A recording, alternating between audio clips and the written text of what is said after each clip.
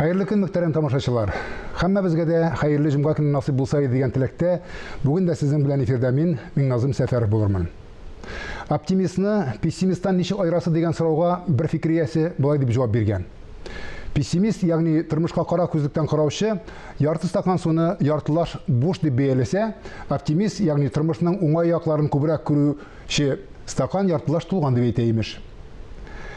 Газета журналларда укырлык нәрсә калмады. Әдәбиятка килүчеләр юк дип зарланучылар янәшәсендә татар матбугатын яшәтү өчен тырышучы, әдәби иҗат эшен дөрләтеп җибәрү өчен зур көч куючы фидакар затларыбыз, дәүләти оешмаларыбыз да җитәрлек, шөкер. Бу атна башында Татарстан президенты каршындагы татар телен саклау һәм үстерү мәсьәләләре комиссиясе игълан иткән әдәби бәйгедә җиңүчеләрне котлау тантанасы булып узды. Бүген без студиягә әлеге бәйгенең ачышы булган авторны чакырдык.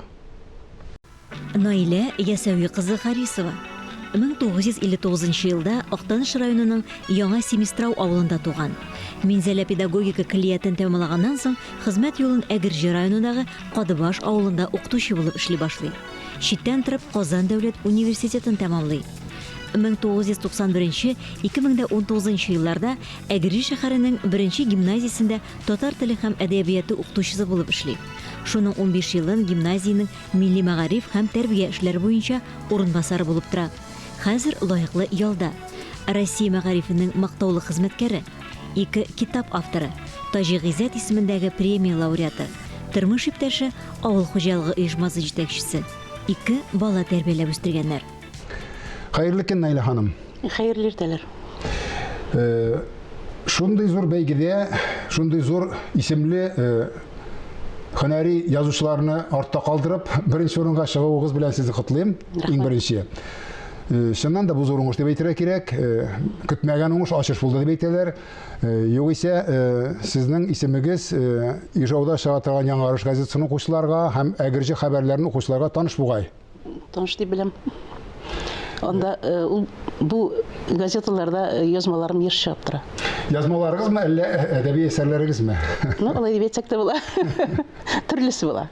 Һөнәр авырлыгын күз алдына тотып әйтәм. Укытучы бер минутта вакыты булмаган, бөтен нәрсәгә бәйле, һөнәр иясенең әдәбиятка тартылуының сәбәбе нәрсәдә булды? Менә шушы тормыштан әзрәк кенә ял итү, күңел халәтен ял иттерүме, әллә икенче бер төрле сәбәп булдымы? Әдәбиятка килүегезнең сәбәбе? Әдәби иҗатка тартылу студент елларыннан ук бара. Тик шулай да тормыш мәшәкате белән ул бик озак еллар бик актив иҗат итә алмадым. Инде соңгы елларда бигрәк тә менә хәзер инде лаеклы ялга чыккач, миңа мондый мөмкинлегем бар. Сәбәбенә килгәндә иҗат итү ул күңел халәтедер. Мин үземне язарга кирәк дип язмыйм, язасым килгәндә язам. Яратып эшләнгән эш дип уйлыйсыз, яратып эшләнгән эш. Яратып эшләнгән эшкә вакыт табарга була. Мәктәптә эшләгәндә дәйме? Мәктәптә эшләгәндә. Мәктәпкә укытучы һөнәр нәрсә дип сорыгыз? Әлбәттә, мин бу банал сорау икәнен беләм, чөнки авыл баласы ул гомергә я колхоз рәисе булырга хыяллана, я мәктәп укытучысы булырга хыяллана. Шулай бит? Без барыбыз да ул юлны үттек инде. Шулай, минем әни укытучы иде. Ничектер мәктәпне бетергәч, мин аның юлын дәвам итәргә тиеш дип тапканмындыр инде. Минзәлә педагогик училищесына кирип укып чыктым. Аннан соң инде хезмәт юлым башланды. Әгерҗе районында, Кадыбаш мәктәбендә. Һәм шуннан соң вакытта бу распределение дип атала инде, җибәргәннән соң. Юк, без су басу сәбәпле күчкән идек Әгерҗе районына. Мин әткәй-әнкәй янына кайттым, шул авылга. Бу су басу димәктән, әлбәттә, андый фаҗига булды, әйме? Заманында ул күңелләрендә, аннан күчкән кешеләрнең күңелләрендә бүген дә сүрелмәгәндер ул фаҗиганың изе. Семистрау бит инде сезнең, әйме? Яңа Семистрау. Без ул турыда монда ниләребезгә, үзебезнең караучыларыбызга фильмда күрсәткән, фильм турында сөйләгән идек. Анда яшәп калган бердән бер кеше ул вафат булды буга инде. Еш искә төшерәсезме туган авылыгызны? Ул турыда язырга уйламыйсызмы, кешенең күңелен тетрәтә торган әсәр? Авыр сорау. Еш искә аласыңмы дигәндә, ул күңелдән чыгып тормый да торгандыр инде. Тик тормыш мәшәкате гел аның турында гына уйлап торырга да мөмкинлек бирмәй. Язу мәсьәләсенә килгәндә, безнең авыл тарихы турында язылган әсәрләр бар. Минеке түгел, әлбәттә. үзем әле ул темага алынырга уйлаганым юк. Ни дисәң дә, хәзер ул шур турында белүчеләр бик күп дип уйламыйм. Инде мин 15 яшьтән чыгып киткән кеше. Ул вакытта чыгып киткән балалар да инде хәзер Әйе. ул яшьтә кешеләр булып килделәр, име? Инде авылдашларның, ул шурны белә торган авылдашларның да күбесе исән түгел. Шулай булгач, андый уй килгән юк. Җиңү әсәренә кайтабыз. Сезнең җиңүгә китергән әсәргә, повестька кайтабыз. Үтте дигән нәрсә турында бу? Кыскача гына әйтеп әйтсәк. Кыскача гына әйтеп әйтсәк, бу гади татар авылында яшәгән, сугыш башланганда 16 яшьлек кенә булган татар кызының язмышы.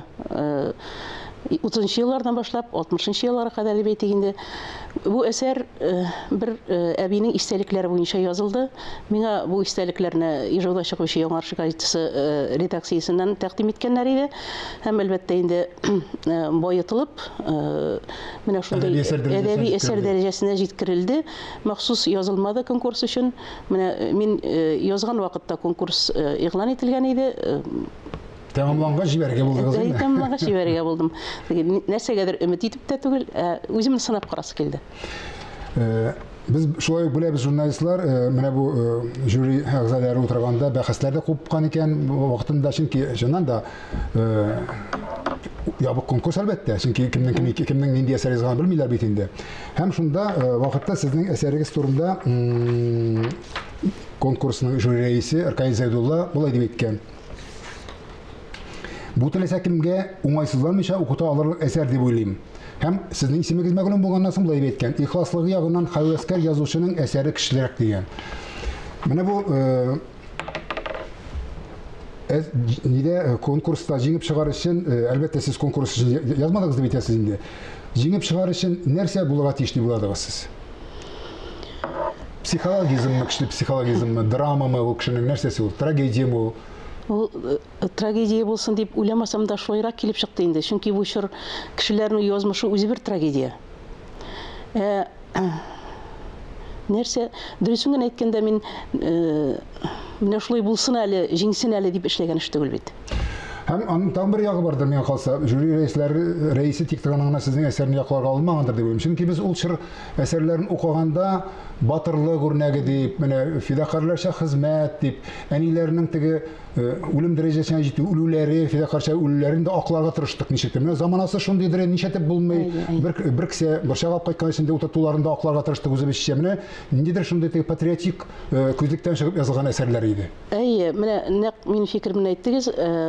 Шуннан да бәлки жюри әгъзаларына, жюри рәисенә шушы сорауга, сугыш чорына икенче яктан карау тәэсир иткәндер. Гади кеше күзлегеннән. Гади кеше күзлегеннән һәрбер үстерелгән икмәктә, танк яисә самолет төзү өчен җибәрелгән һәрбер тиендә бит кеше фаҗигасы ята. Алар бит аны үзләреннән артканнан җибәрмәгәннәр, шул җиңү өчен дип җибәргәннәр. Һәм үзләре күп вакыт менә минем героемдагыча бик авыр тормышта калганнар.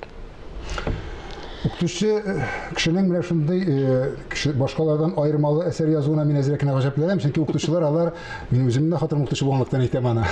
Укытучылар алар ничектер һәр вакытта дөрес позициядә була. Дөрес дип әйткәндә инде мин теге хөкүмәт позициясеннән чыгып фикер йөртү, каршы бармау, ниндидер бер шундый теге дөрес кенә фикер йөртүчеләр дип кабул итәдер. Менә мин сезнең монда кунакка чакырганнан соң сезнең әсәрләрегез белән таныша башладым. Интернетта бит андый мөмкинлек бар хәзер.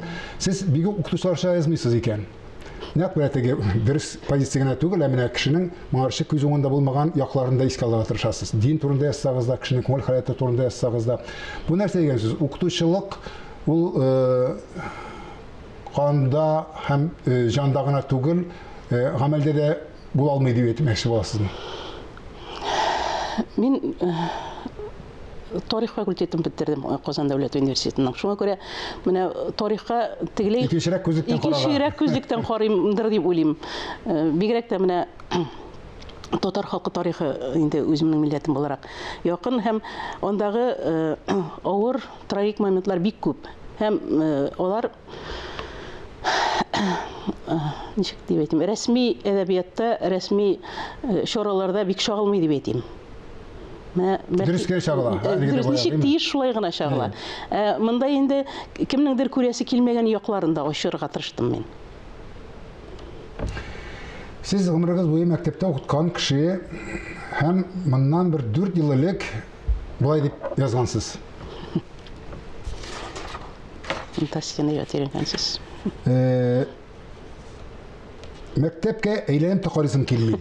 Ни булды соң дигәнсез? Аны мәктәптә андый бер җөмлә бар иде ул әлбәттә. Тик аны журналистлар бик устагына аны баш итеп куйдылар да, менә шундыйрак нәрсә килеп чыкты. Жан аваз булып килеп чыкты, әйме? Ул чын мәгънәсендә мәктәпне күрәсем килми дигән нәрсә түгел инде. Мәктәп тә эшләү минем күңелемдәгечә түгел. Мәктәптә эшләү жан ризыгы булудан туктап бара дигән мәгънәдәрәк. Бәлки шулай дигән. Хәзер мин алса конкретлаштыруны сорап таләп итәчәк мин журналист буларак. Мин аны әлбәттә үзем беләм. Әйтәм, хатыным укытучы булганлыктан. Менә соңгы елларда мәктәп нинди үзгәрешләр кичерде? Нәрсә, нинди проблема сезнең күңелегезгә тия торган иң зур проблема, мәктәп проблемасы? Укытучыны укучыдан ярак иттеләр. Укучы белән эшләү бөтенләй икенче форматта бара башлады дип әйтим соң инде бу пандемия белән бигрәк тә инде формальлек күбәйде. Ул кагаз эшен әйтеп бетерә торганда түгел. Бәлки тормыш алга бара шулай тиештер ул. Тик менә без элеккерәк тәрбия алган кешеләр, укытучылар мондый нәрсәне бик кабул итеп бетерә алмадык. Укытучылык ул барыбер тәрбиядә булырга тиеш дип әйтмәкче буласыз, әйме? Тәрбиядә булырга тиеш. Бигрәк менә бу татар теле укытучылары ул башка фән укытучыларыннан бик күп нәрсә белән аерылып тора. Булай гына әйткәндә менә математика укытучысы анда Пифагорның туган көнендә үткәрми, физика укытучысы анда тагын кемнең туган көнендә үткәрми, рус телләре ярый бәлки инде үткәрәләрдер, әдипләрнең туган көннәре. Татар теле укытучысы ул аның дәрестән тыш эше бик нык күп һәм бу кирәк эш, класстан тыш эш. Шунсыз татар теленә мәхәббәт тәрбияләү бөтенләй мөмкин нәрсә түгел дип исәплим. Чөнки программа кысаларында гына кала алмый бу эш. Менә соңгы елларда шуңа аңа алмашка дип уйлап таптылар мине аны фәнни эшләр эшләтү укучылардан, конференцияларда чыгыш ясарга әзерләү. Булар укытучыга бик күп вакыт сөрә торган нәрсәләр, менә әтеп эшкә вакыт әзрәк каласман тыелды. Менә бу коронавирус чорын ничек кичердегез үзегез? Үзгәрттеме дөньяга карашыгызны, фикерегезне, фикерләүегезне? Авыр булды дип әйтәсем килә, чөнки гел кеше белән аралашып, кеше арасында яшәгән кеше буларак авыр менә нәрсә аралашу җитми кеше белән. Тагын нәрсә, ниндидер куркыныч нәрсә көтү халәте. Иртәгәсе көндә куркып карау инде, өметләнеп түгел. Якыннарың өчен борчылу, һәр көн кемгәдер шылтыратып сөйләшсәң дә, ничек хәлең, авырмыйсыңмы? Менә шундый рәхәт әйбер түгел. Һәм иртәгәсен фәлән кеше китеп барган икән, фәлән кеше җилгән икән дигән алар да бар бит инде. Ул бер сездә генә һәм бер бездә генә түгел, бөтен дөньясында шул бит инде. Яшерен батырын түгел, безнең халыкта итекченең итеге юк, читекченең читеге юк дип әйтәләр име. Сез менә гомерегез буе татар теле укыткан укытучы буларак, үзегезнең балаларыгыз, оныкларыгыз иркен татарча сөйләшәме дип сорарга булам. Турыдан-туры, ярып сездән. Бу минем иң авырткан сорау миңа бирелә торган. Балаларым Аллага шөкер татарча әйбәт сөйләшә, иркен сөйләшә. Оныкларым белән шундый гаилә хәле шулай булып чыкты инде аларның. Алар бик камил сөйләшә алырлар дип уйламыйм. Дөрес, үзебезнең яндагы оныкка мин өйрәтергә тырышам. Кулдан килгән кадәр. Кулдан килгән кадәр. Чөнки мин үзем дә шундый фикердә торам, шуннан да балаларны үстерү җиңелрәк. Чөнки алар синең балаларың, синең кул астыңда, синең фикерләүне үстерәләр, һәм әти иң яхшы әти, әни иң яхшы әни дип кабул итәләр, ул нормаль хәл. Ләкин оныкларга калганда шуннан да оныкларны тәрбияләү авыррак. Чөнки син тәрбияләгән балалар тәрбияләргә тиешләр, ничек тәрбияләргә синеңчә тәрбияләмиләр. Шуңа күрә татарның Татарлыгы миңа калса, шул оныкларын татайтып үстерүдә генә. Татайтып үстергән кешеләр генә үзләрен татар дип санарга хаклы дип саныйм. Бик шулай да соң. Ләкин безнең сезнең бу очракта инде субъектив сәбәпләр аркасында дип әйтәбезме? Безнең үзебезнең илдә дә балаларны татарча үзең ана телендә тәрбияләү авыррак. Сезнең очракта мин белүемчә, сезнең кызыгыз бөтенләй безнең илдә түгел. Шулайрак булып чыкты. Шулайрак. Туфан абай әйтмешли, шулай килеп чыккан икән. Шулайрак булды, белмим. Әлбәттә, укытучы булган кешенең проблемалары, нинди проблема борчыганын белдек. Ә менә гражданин буларак, кеше буларак сезнең тормышта иң борчыган проблема бүген? Коронавирустан кала. Коронавирустан да әйттек. Укытучы булудан туктасаң да барыбер кайсыдыр милләт вәкиле булудан туктап булмый бит инде. Менә бүген көндә мин әлбәттә туган телебезнең язмышы борчый. Ул бетә торган борчу түгелдер инде. Хәтта мин аны ниндидер яхшырту юлларында күрә алмыйм да кебек. Ничегрәк саклап калу юлларын. Нәрсә дисәң дә, менә мин укытучының эшен, татар теле укытучының эшен ажыгырып килгән поездга теге аякны терәп каршы торганга тиңлим. Бәлки ул кадәр пессимист булырга кирәк түгелдер инде. Хөкүмәтебез тарафыннан күп эшләр эшләнә. Менә әлеге конкурсны алсак та, әле язучылар бар икән димәгән, укучылар булырга тиеш. Укучылар бар икән, димәк татар телен белүчеләр бар дигән сүз. Менә бүген көндә минем борчыган сорау шушы. Гражданин буларак тагын нәрсә әйтергә әйтеп буласы инде. Кешеләр арасындагы мәрхәмәтсезлекнең артуы мине бик борчый. Яшь буынның бөтенләй икенче төрле безнеңчә булмавы, бу инде гомергә килә торган проблема. Тик икенче төрле балалар проблемасы инде буймы? Бәлки без илекләрен белмәгәнбездер, шуңа күрә безнең күз алдында торганы безгә авыррак кабул ителә торгандыр. Мәрхәмәтсезлек арта кебек. Аннан соң бездә генә тормаган шушы хәзер бит интернет, телевидение аша дөньяда нәрсә бар икәнен белеп торабыз һәм шушы белеп тору һәр вакыт халәттә, нинди шик, борчулы халәттә тота кешене. Стресс халәтендә тота. Кызганга каршы безнең тапшыруыбыз азагына якынлашып килә һәм без Марсель Пруст сорауларына күчәбез сезнең белән.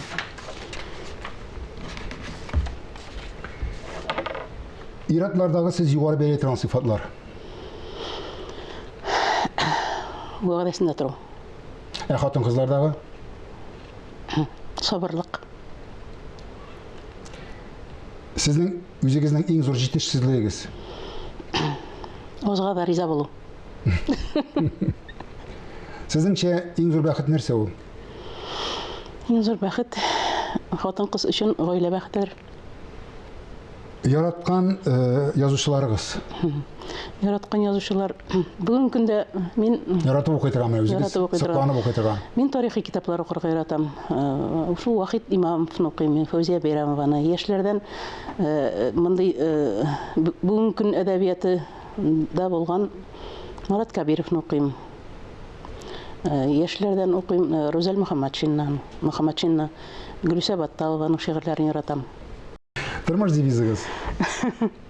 Яшәргә икән, яшәргә. Амин, шулай булсын, яшәргә икән, яшәргә дип яшәргә язсын. Алга таба сезнең күңел күзен ача торган әсәрләрегезне укырга насыйп булсын дигән теләктә сезнең белән саубуллашам. Рәхмәт. Адым сайын очрап торган сынаулардан соң да тормышка карата булган дәртебез сүрелмәсен дигән теләктә бүгенгә сезнең белән саубуллашам. Исәнлектә күрешик.